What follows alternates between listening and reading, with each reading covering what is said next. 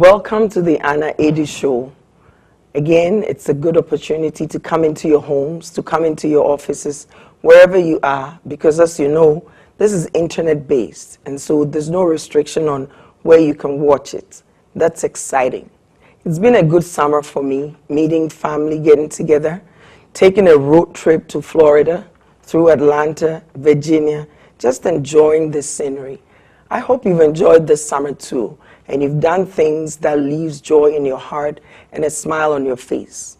Welcome back. We're back in the studio, and we're going to bring you stories that warm your heart, stories that make you cry, stories that make you smile, but overall, stories that gives you, back to you. Stories that tell you you're okay just the way God made you. You're going far, you're doing things, that you're not just a nobody, you're a somebody. Of course, that's what the Aidoo show is all about. And so welcome again. I have an exciting guest with you, but we'll be back and we'll talk to Judie Oron.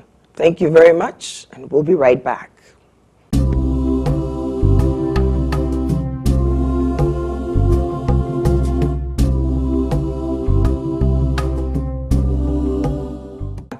As I said, we're here in the studio today with Judie Oron, the writer of the book, The Cry of the Giraffe. This book right here.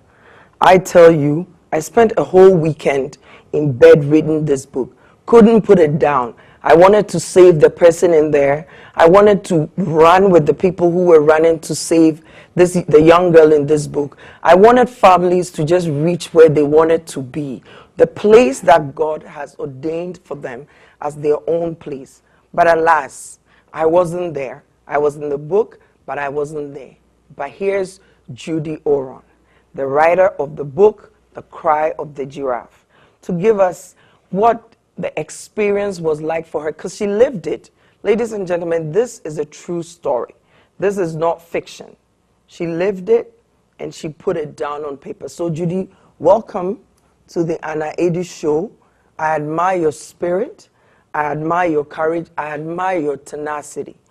So before we go any further, please tell us a little bit, just a little bit about yourself before we get to the book.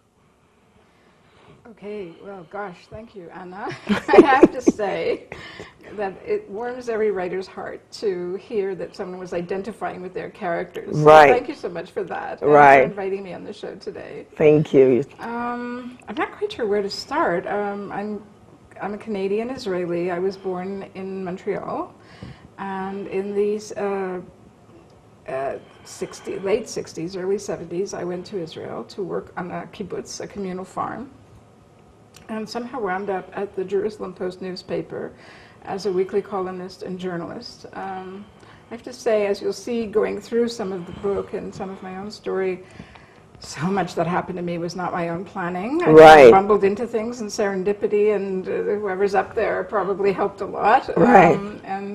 So in the same way, I found myself writing. I found myself a journalist without having been trained to be. And then at some point, after years of writing, I was asked to become the director of the newspaper's 3 charitable funds. Okay. And that's how I encountered the Ethiopian Jews, because this happened at exactly the point in which, to Israelis, a very famous operation called Operation Moses was going on. Okay. And that was a secret airlift, very dramatic, very exciting. Right. Sounds like something out of a movie. Right, exactly. And basically it was. Right. Commandos landing Air Force jets secretly in the desert in Sudan. And Sudan is a country where Israelis and Jews are not allowed to land, to actually be there. Okay. By the same token, you had Jews from Ethiopia in the middle of a famine and in the middle of a war being told by Israel to walk to Sudan and hide in the refugee camps and pretend that they were not Jews. Wow. And to wait, sometimes months, sometimes years, for a plane to land in the desert at night secretly and take them off on wings of eagles to their homeland. On wings of eagles. I like that. Eagles. You know what I love about meeting people and interviewing them and things like that. What I love is seeing humanity come out of people. I'm getting more and more to see that a lot of the people that make a difference in other people's lives don't exactly set out to go and make a difference. They bumble, as I said. Exactly. They bumble into things, right? They bumble into things. And also, it's just everyday, ordinary people like you and I. Right. I mean, you went there and you were working, and you stumbled upon this, right? And from a regular person's point of view, who just wants to live, you know, make a living, you're at the newspaper, you just want to work, and you fumbled into something like that. It's almost as if you fell into it. Very much so. Yeah. Very much so. How do you go into yourself and know that you can be a catalyst to, if not the whole nation, to one person, to a group of people? How did you think you could do that? What inside you made you think you could do that? Well, you know, if someone had told me, you know, years before this, that I would be a person who could stand up and say, I paid for a human being, I would have thought you were crazy. Right. I knew very little about child slavery. I knew very little about Ethiopia when I got started. When I heard that people were being brought from the desert with little but the clothes on their back, and most of the time those clothes had to be burned because there was so much pestilence along the way in the refugee camps. Right. So people were literally arriving naked. A lost tribe of Jews was arriving naked in Israel in the 1980s.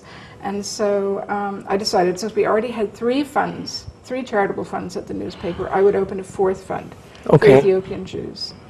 And so that's how it started. And, you know, when I look back and I see how each thing led to another thing, it's kind of like, you know, you're standing in front of a Canadian lake. And it keeps the water is cold. So you put a toe in. Right. You survive that. So you put another, go in up to your ankle and you survive that. And just slowly, the next thing you know, you're in there. And that is freezing. It is freezing. And for a Canadian, right? Because here in Canada, you cannot compare poverty here to poverty in some parts of the world, not only Africa, but in many parts of the world, you cannot compare the poverty here to the poverty there. So for a Canadian who's growing up with basic needs met, and you're seeing people walk miles, no clothes, that is not by choice. How did you feel? I'm sort of gobsmacked, you know. I mean, I think, I have to say, when you talk about poverty being very different in Africa, there are places in Africa where poverty is very different between the different states, different countries. Right. So in a country like Kenya, you might not necessarily be afraid of the government, although I haven't got that much experience with Kenya. I hope that's true. In a place like Ethiopia, you don't just have that mind-boggling poverty, that grinding poverty that gives everyone, almost on every level, a sense of desperation. But you also had, at that period of time, fear of a rabid communist government. Right. You know, Mengistu Haile Mariam, who was at that time the head of state, his nickname was the Butcher of Addis. Right. And it was not a problem to walk out on the streets of Addis Ababa, the capital city, and see tiny little babies wrapped up in white cloth with bullet holes in them. And standard practice was that if you wanted to claim that person as your relative, the first thing you needed to do was pay for the bullet holes. Oh, wow. So they would practically make holes in them for more money. Well, I don't know about that. But certainly, you're a capitalist at heart. So, you know, as you say, coming from Canada, we're growing up in Montreal, I don't think the police even had weapons. I think maybe they had a nightstick, which you never saw actually used. Right. So that was a shock to your system. Very much so. Well, so now you're there. And I think it really took a long time to kind of for it to sink in. Yeah. Because I think sometimes when you're explaining poverty, people don't understand the depth. Yes, they may see ads with children that are hungry and everything. But as Judie and I were preparing for this show, we talked about poverty of the mind. Outside of not having money in your pocket, there's that poverty that strikes you deep in the mind, which almost rips you of your very self-dignity. And that is what was happening in this process. So, the book, The Cry of the Giraffe. This is about, as you say, it's about a great place. So we're saying that it's the historical background about the origins of the communities and the reasons why they had to take a dangerous route to get to Jerusalem. I love that. It's almost like a life journey. Mm-hmm. You either take it or you sink, right? So this book... And you know it taking that you may not live through it. You know taking it that you may not live through it. So of the 12,000 people who went on Operation Moses, that rescue mission, 1 in 3 died. Oh. Either on the way to the refugee camps or in the actual camps themselves waiting to be rescued. But the thing I like about this book is that, at least as I read it, I saw poverty, but at the same time I saw people that were determined to get to their homeland, no matter what. I saw a people that, if given the chance, knew who they were. It's not like they didn't know who they were. They knew who they were. Conditions had put them in a certain place. And it was almost as if they could pick their dignity back once they were back on their home, in their homeland, once they were on their own soil. So describe the journey for me in the book where, like you're saying, people had to be airlifted at night and this and that. How did you come, you became involved with Operation Moses, but how did we come close to the place where you zeroed in on making a difference? Oh gosh. I think I'd have to go back to my childhood for that. Okay. I was raised in the shadow of the Holocaust. Okay. The first 10 years of my life were the years that people were discovering what happened in Europe. And so I grew up with this absolute insanity that 6 million people, some of whom were related to me, are no longer here. Yes. For reasons that didn't make sense. Right. And as a child, I was a horrible child. I so am sorry what I did to my parents. Forgive me, both of you. I used to go around screaming and yelling at anybody, any Jew I found over the age of 40 who was some kind of a community leader, screaming and yelling, saying, "Why didn't you do something?" And one of the things that I would say was, if I had been in that position, I wouldn't just stand by and let nothing happen, and let something like that happen. I would do something. And unfortunately, I had a mother who was determined to tell my kids what kind of a horrible child I was. So you punished her, and she was determined to punish you. Wow. So when the time came that I was offered a choice, I came home and talked to my family about it, and my kids piped up with, "Well, didn't you used to say as a child that you wouldn't let anything stop you?" And of course they were absolutely right. And their point being, why can't we do something? Right, right. And so that was the beginning of my really trying to figure out what I could do. So you would say that living through, like you said, the Holocaust, like hearing about it consistently, seeing family members disappear and this and that, built that thing inside of you that made you want to do something. So, and I think Israel is very much about that you don't just stand by, you rescue people. Right, right. And so as I read the book, and it's funny how this book spoke to me, because it has always been my heart's desire to make a difference for young girls in Africa, particularly Ghana, only because Ghana is where I know, Ghana is where I grew up. But my heart aches for young boys and girls all over, especially young teenage mothers, because in poverty, a girl suffers. A girl suffers because she needs to eat, she needs to wear clothes. Basic needs are not provided. And in poverty, she becomes the victim to so many things. She becomes a victim to other victims. Ponder on that, think about it, and we'll be right back with Judie Oron as we delve into this book. All right? It's the Aidoo Show. Relax. We'll be back. Thank you.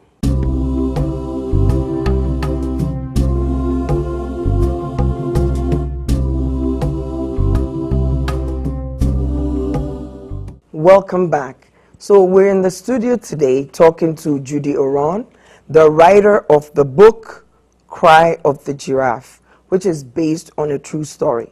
So I'm just going to give us a little background, just set the stage for the next place. So Judie told us before that she was a rebellious child. She lived through the time of the Holocaust where she saw so much suffering and felt that she could do something, or the adults in the community could do something.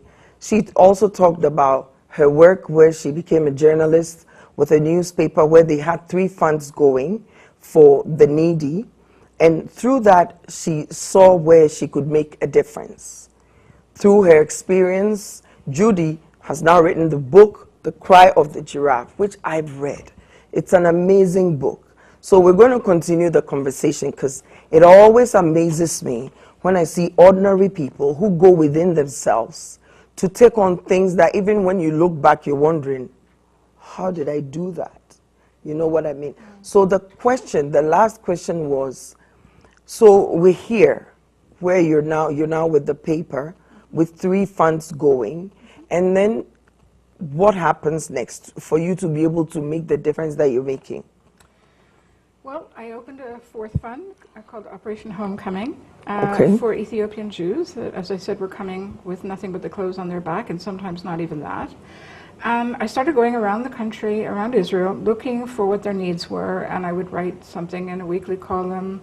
In the newspaper, money was pouring in from all over. Okay. So literally from Africa, it was quite heartwarming, really, to see how the world responded to this. Right. And don't forget, this was in the middle of the famine of 1985, so people were coming not only with nothing, but they were also starving. Yes. And ill. So I started going around with all kinds of people from the Jewish Agency, which is the organization that at the time was bringing people to Israel and absorbing them into the country. Because you can only imagine people who had lived in villages, had never been anywhere or learned to read or write, and coming after this kind of a trauma, the job of absorbing them was not simple. And today we have 130,000 odd Black Ethiopian Jews in Israel. So you can only imagine the needs and how much work is being done now to help them. So I started going around, as I said, with people, and at some point, and I realized at some point that I was going to places that maybe I shouldn't have been. Right. Because if those people who were doing secret operations and who were absorbing people who weren't supposed to be in the country, because if people had known that they were in the country, then the operation might have been stopped. So I started to think to myself, should I have been there? They wouldn't have talked to me if they'd known I was a journalist. Right. But I had gone from being a journalist to being a fundraiser at exactly the point when all this was happening. So I wasn't really sure they knew I was a journalist, but I thought, better shut up and just go through this, whatever it is, because it's allowing me to help. Right, because you need the money to help. You need money to help. I need to have some information to know what I should be doing with that money. You know, at the beginning we were starting off buying radios for people so they could hear Hebrew, and then, you know, it was like, well, there's got to be a better use for the money than that. Right. So gradually I was learning, and interestingly enough, I had actually studied African studies at Hebrew University, so a lot of, and I was studying anthropology at McGill in Canada, so it seemed like everything I had studied in my life was in your face together. Right. At one point I actually had studied Amharic, which was then the national language of Ethiopia, the official language of Ethiopia. So it seemed like I was really the right person in the right time. The right place. And then at one point I was asked by someone, an Ethiopian Jew, to help him get his family out of Ethiopia. Okay. His family was in danger. And he was asking the Jerusalem Post funds for money to bribe officials in Ethiopia. So clearly the committee that I had formed turned him down. Straight. Absolutely. It was illegal at the time even to take that kind of money out of Israel. There were some very strict foreign currency laws. So we would have been, attacked by the tax people. I would have gotten the Jerusalem Post into major problems. So I absolutely understood why they had turned it down. Right. But then there was this guy in front of me with these great big round eyes. And needs. And a major need. And as I said to you before the break, that I mentioned to my kids that this is what you want. wanted. It's going to be really tough to say no. And when they said, let's do it ourselves. So we got started, which in itself was difficult because you can't just go to people and say to them, I can't tell you why, but please give me money. Yeah, they'll be like, yeah. Something to do with Ethiopians, but you can't tell anybody. They'll be like, yeah, give me money too. And it was quite an interesting test of who the people around us were, because we'd wind up people who we thought had a lot of money saying, well, I'm sorry, if you can't give me a receipt, then I'm not going to do this. Right, and then people with no money just shoving dollar bills at us and saying, I'm not even going to ask, just take it and go. And go help, So in the process, this is where people are moving from one place to the other. And in the process, as we read in the book, there's the pain of families separating, which is a pain that a lot of people carry. Families separating, even families right here in Canada, separating for one reason or the other. But when it becomes separation from nation to nation, where no matter what you do, it's almost as if it'll take almost an end. And this is where the book caught my attention. Because one family in particular, as they were traveling, were separated. Daughters and wives were separated somehow, and they had to live on. And this is where the book gripped my heart, because I could just imagine what they were going to go through. Right. That's what I thought, but didn't know what to expect. Needless to say, they had to survive somehow. Right? Can you give us a bit more, But in the meantime, the book is Cry of the Giraffe. We only have 1 hour here, so we can't go into too much detail, but get the book, and this book is non-stop. Like, you can't stop. So give us an idea of where we focus on two particular girls that ended up being helped. But you initially were able to help one. Let's go from there. So as an outgrowth of the work that I was doing with this fund, and having met people who were involved in bringing people to Israel, I left the Jerusalem Post and formed an organization, Under the Table organization, just a group of friends really, right, with a desire to help. And we began taking orders, I guess. Sounds like for pizza, Domino's. We were Domino's. Kind of the people whose families were separated. Mm-hmm. Because walking from Ethiopia to Sudan doesn't sound so terrible. It was about the equivalent of walking from here to Quebec City, 800 kilometers on average. Wow. Through warring territory where you were not supposed to go from your village anywhere else unless you had a pass. This was a Marxist period. People being bombed on the way, bandits everywhere. As you say, women being separated, grabbed by bandits, by soldiers. Lord have mercy. So when you finally got to Sudan, this particular family where the two girls in the book were involved, they walked 800 kilometers to Sudan. They waited in the refugee camp, and in the camp there was I'm not sure quite how to say it, but sort of a violent incident where over 1,000 Jews were located by the Sudanese army, Sudanese soldiers, loaded onto trucks, pretending that they were taking them to Jerusalem, drove them halfway back towards the Ethiopian border. The distance they had walked. Half the distance they had walked. Threw them out into the desert, no money, no water, no nothing, and no just food. Dropped them off. Just out. If we catch you coming back to the refugee camps, we'll shoot you. Soldiers got back into the trucks and went off.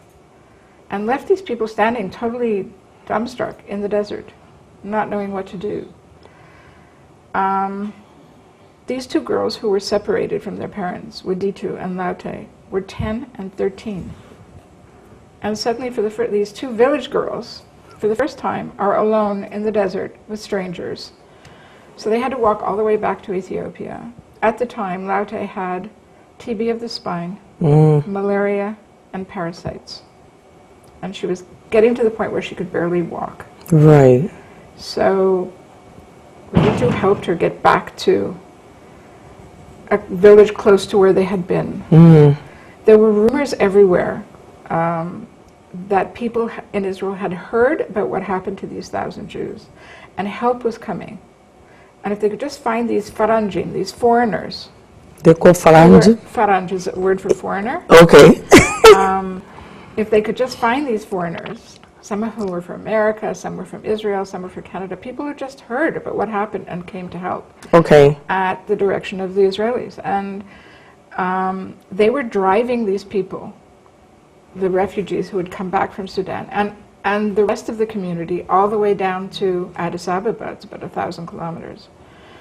So Aidoo realized that Laute just couldn't do it. She could walk any further. She left her there, hoping that she would be safe and that she would stay alive. And she went to look for these foreigners. There was a really painful separation. Yes, yes. That was all they had, was just each other. Their love and their strength, that just broke my heart. That just broke my heart when they had to separate. For survival reasons, right.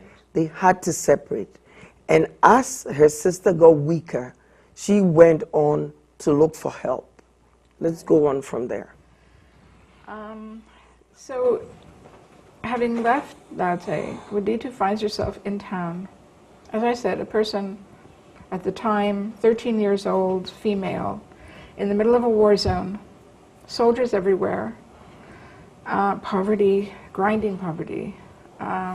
She had sort of suddenly came to the point of realizing, okay, well, I don't have family around me, don't have a man to protect me, but somehow I've got to stay alive long enough to find help, to find these foreigners, bring them back to my sister. Pray, meanwhile, that my sister is still alive, that she hasn't died in the meanwhile. And so she found herself in this town called Amba-Gurgis, which was constantly sort of on the line of fire. So it was being taken and retaken, either by the rebel army, by the government army. You can only imagine the situation. I can only imagine. And Aidoo had no skills. So because she's young and 13. No skills and no savvy. Because even in the poverty, I like the way you said no skills and no, even in the poverty, she was protected by the love of her family. Interesting that you say that. See, and this is what I always talk about. We can't just leave young boys and girls out there to just figure life out. We can't do that. The reason is, no matter how poor a person is, when they have a roof over their head, when they know that there's an adult there who cares, they feel safe, right? So even in the walking, they walked as a group. Their strength came as a group. Very much so. Somebody's eye was on them when she was doing the wrong thing. Somebody corrected it. Now here she is, broken from the safety net, right, in a whole new picture that she has to figure out. Her heart breaking. I can just imagine the fear that gripped her, the thought of her sister dying, but then the spirit to not give up. Because if she could only take the next step, she could find the help and bring it back. So how did you come in contact with her sister? Well, this group that I had formed, we were, again, dominoes, taking orders of people whose relatives had gotten lost somewhere or had fallen through the cracks in this march to Sudan. And we were raising the money and saving and sending people off there to look for them, to support them until they could prove who they were. Right, right. And then they would be put into the Jewish agency camps, and the Jewish agency would take care of them and bring them to Israel. So our job was to get in between there, between the moment at which a relative in Israel says, I have no idea where my sister is.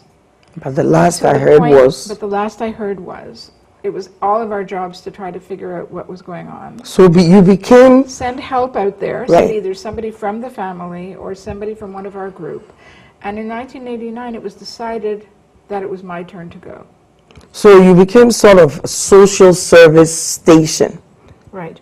Helping the between people. The fact of somebody being between the cracks to the point where they could be in safety in the Jewish agency camps and be taken to Israel. I always like to bring our conversations to the point where we can make a difference no matter where we are.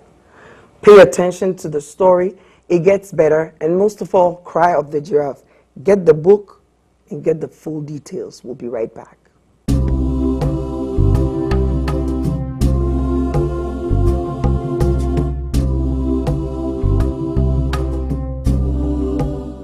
Came into Judie's life. We're going to talk about instinct. We're going to talk about survival. And most of all, we're going to talk about one of the deadliest things going on all over the world, especially in third world countries, in terms of childhood slavery and all that. So let's go back to Judie. So we're at the point where now the two girls have been separated, one very ill, one moving on to go and find help to bring to her sister, as well as for them to get back to their family. So tell us about, is it Laute? Okay, tell us about the sister who didn't have the strength to carry on, how you came in touch with her, and then connect us with the rest of the story in terms of what young girls go through. Right. So Laute was very ill, and that was why Aidoo had to leave her to go and look for help, as you said. Interestingly enough, it was Laute in the end who wound up saving her sister rather than the other way around. It's kind of interesting how that worked out.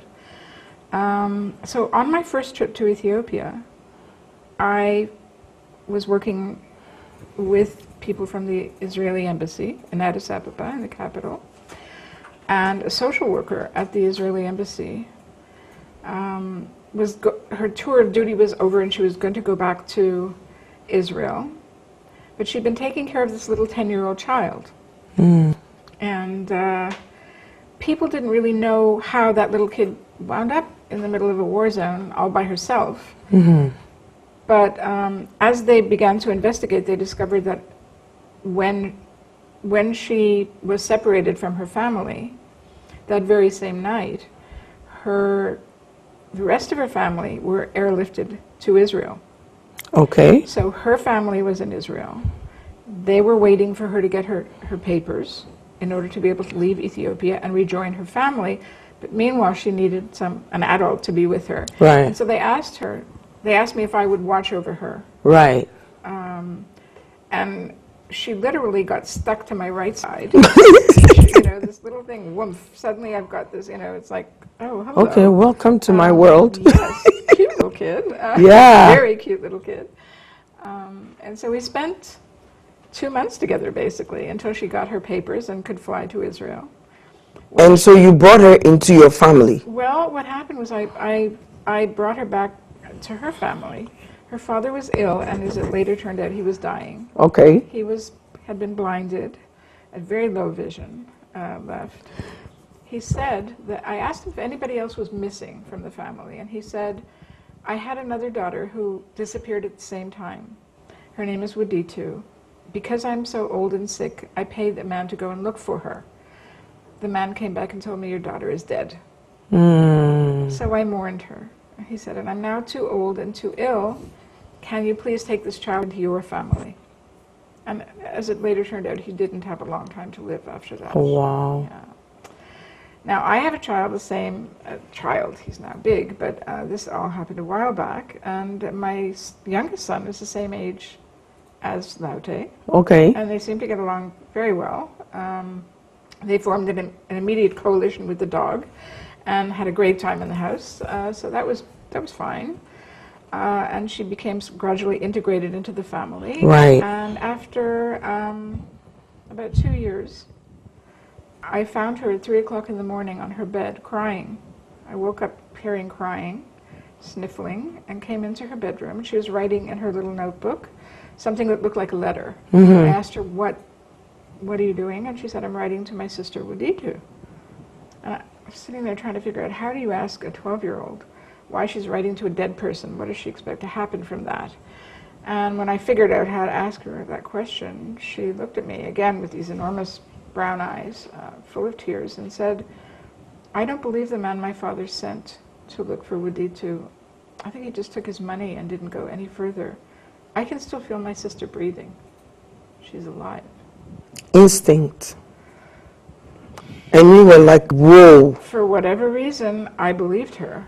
And I thought, wow, if this is true, war zone, just after the revolution, hundreds of thousands of soldiers from the former regime wandering around, 14-year-old soldiers that have been grabbed with an RPG on their shoulder.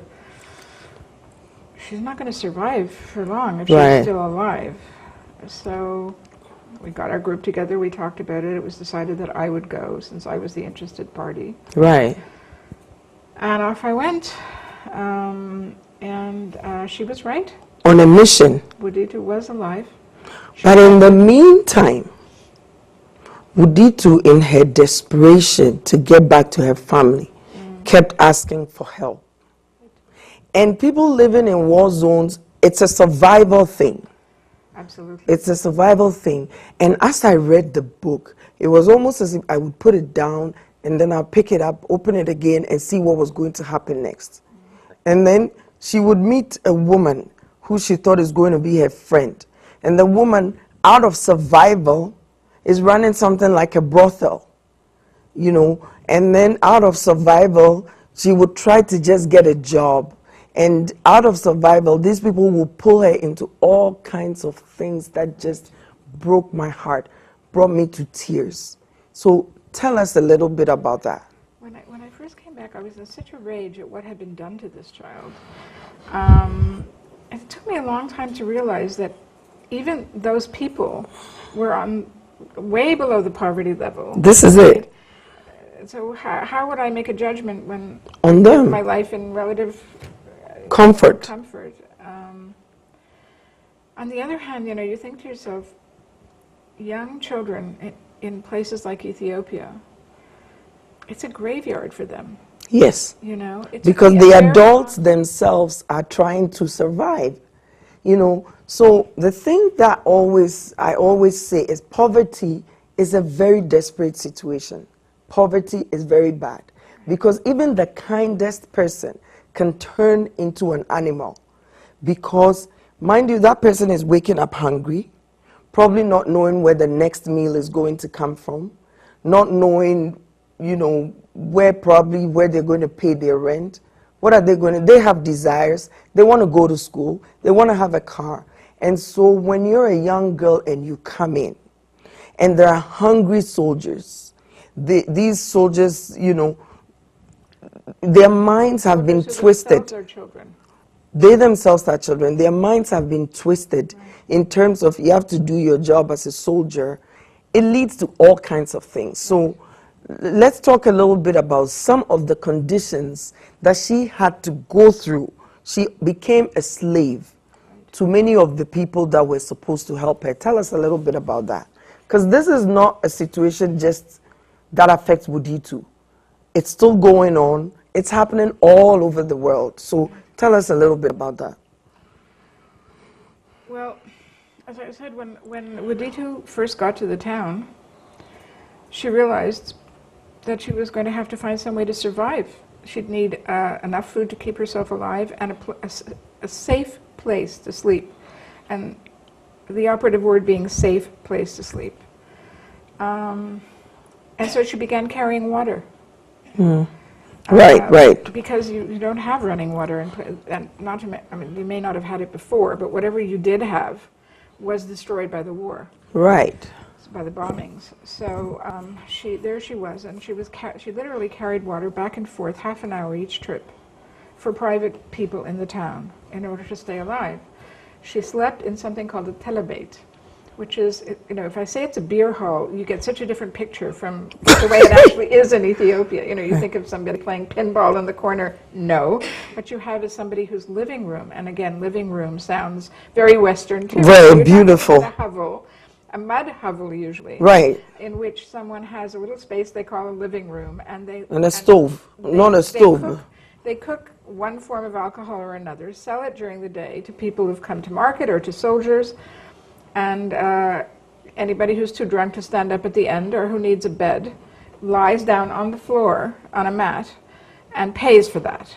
So this is what Mudita was paying for, a mat on the floor. And of course, very quickly, she was attacked. Yes. And you have to understand, this is a group of people who were very religious. When you say she was attacked, you mean attacked in what way? She was raped. Right. She was raped.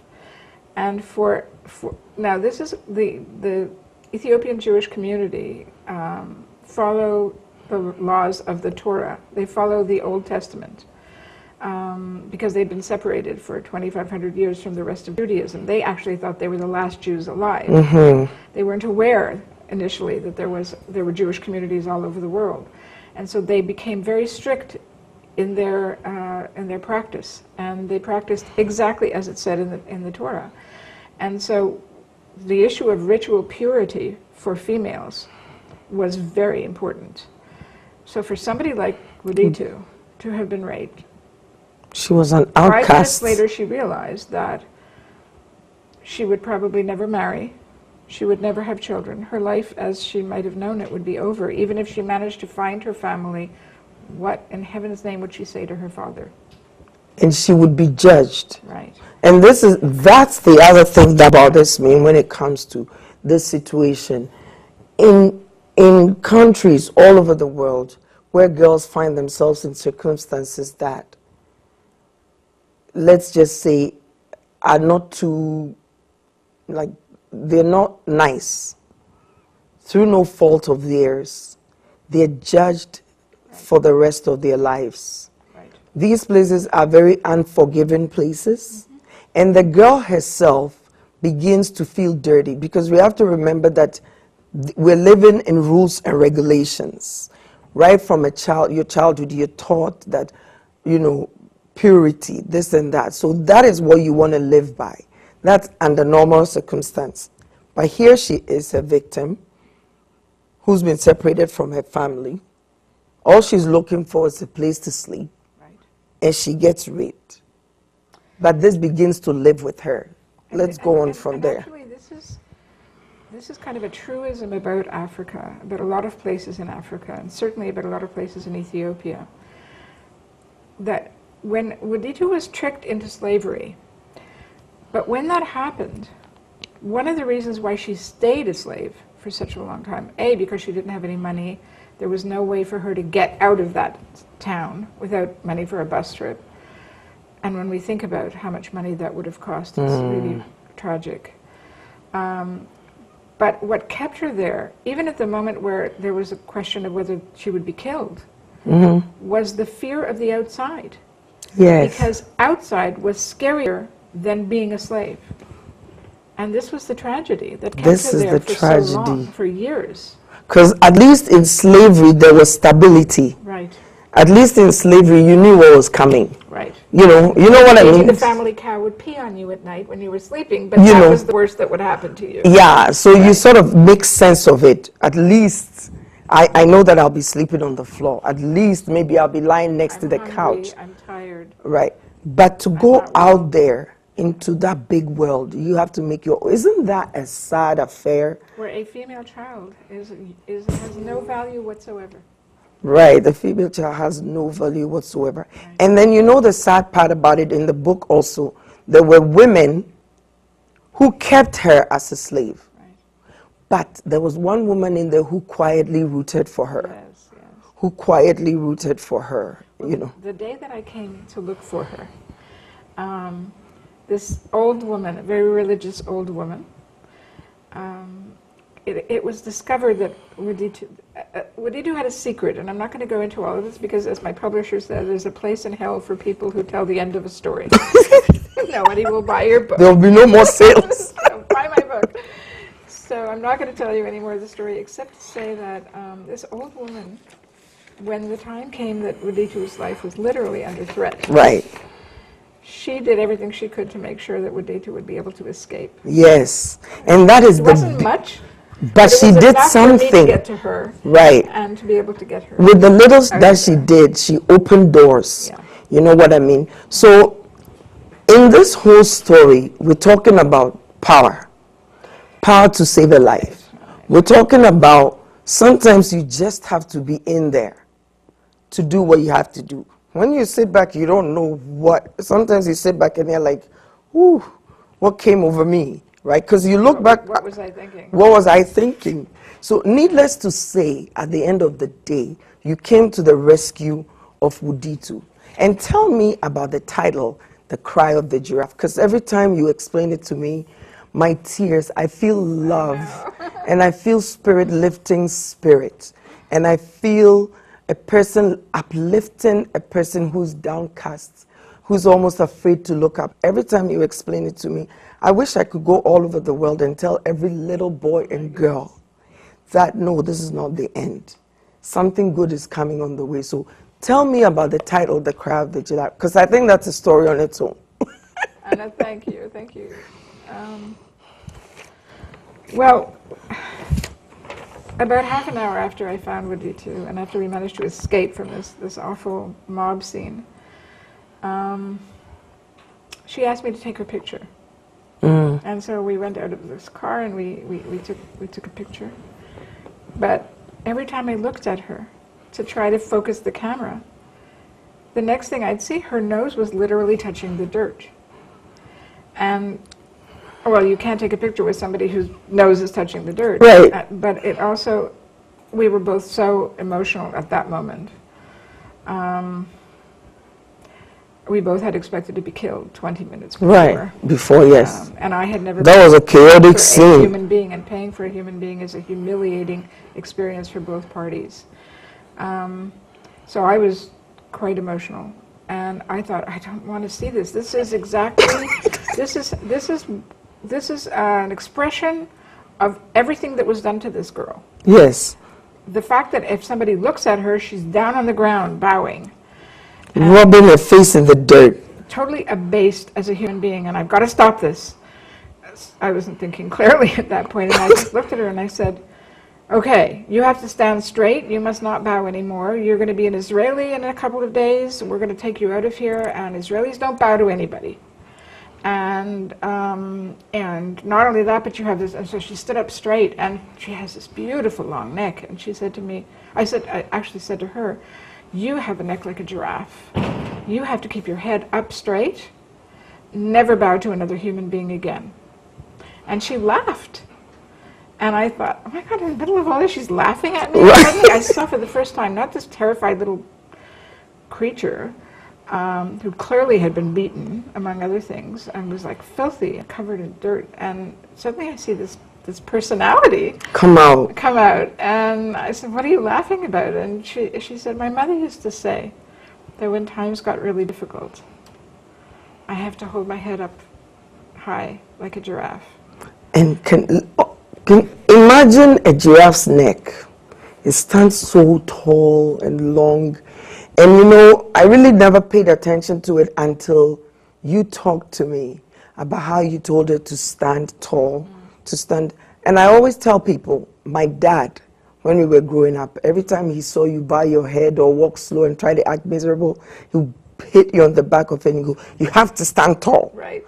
You know. So here we are slouching in our chairs. Exactly, right? you have to stand tall. And I know that just those words have brought me a very long way. And so words mean a lot to me. We need to find it in our hearts when we come to a person who is suffering, to give them kind words, words that will help them look beyond their pain, words that will let them see the light at the end of the tunnel. Because there's light at the end of every tunnel. So when people are happy, let's not try to stop their happiness. When people are joyful, let's remind them of even more joy and of more hope coming. So you talked about how you kept this story quiet for 20 years, and all of a sudden, the story has to come out. Right. What led to that? It's amazing when you say 20 years. In February, it will be 20 years since the day that I went to look for her and found her, and I'm so grateful for those 20 years. She's been an amazing person in our family. About three and a half years ago, I have one son here who's a television and film director and producer, and he goes everywhere with a camera. So he went back to Israel to visit the family, and Wuditu said to him, "Did you bring your camera?" He said, "Yes." "Why?" She said, "Because I want you to tell my story and make a movie out of it." Wow. And his reaction was, "Are you kidding? Our mother will kill us." Because this He's is been quiet for 20 years now. and as a mother, you're trying to protect the family. You know, the beauty about this is after 20 years, she probably woke up and decided this wasn't going to hold her back anymore. And what can I say to that? I say hallelujah to that. I say praise be to freedom for that. Because that is what we want. Sometimes when you have a secret, it keeps you bound. It keeps you in your own little box of slavery. But here we are, with religion, with society and everything. She woke up and her soul once said, "It's enough. I'm going to tell this story." Hence the book, The Cry of the Giraffe. Judie, I respect you. Oh, thank you, Anna. And 7 awards. You're speaking all over the place. Good job. You've done a good job. Thank you. I admire your courage, and I hope and pray that the Aidoo show becomes a show to you that brings you stories where ordinary people have turned their ordinary story into extraordinary stories, have taken things around them and have put it into good use for each and every one of us. Keep watching us. We thank you for your encouragement. We thank you for your support. We pray that you will keep it locked on alltalktv.com and the Aidoo show. See you next time. Be encouraged. Be inspired. Thank you.